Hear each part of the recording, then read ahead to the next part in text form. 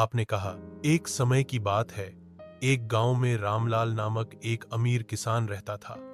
उसके पास सैकड़ों दिलचस्प जमीनें, थोक सारी गाय, भैंस और कई नौकर चाकर थे। वह परिश्रमी, ईमानदार और दूरदर्शी था। आधुनिक कृषि प्रौद्योगिकी और जैविक खेती के कारण उनकी फसलें हमेशा बनी रहती हैं।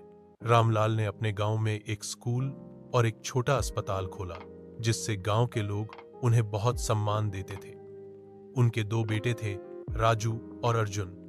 रामलाल चाहते थे कि उनका बेटा भी खेती की खेती और अपनी तरह की खेती करे।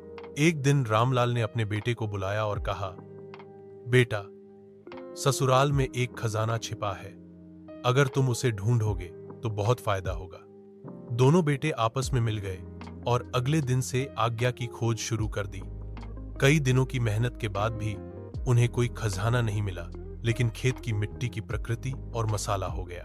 रामलाल चौंकाया और बोला, बेटा, यही असली खजाना है, मेहनत और जमीन से।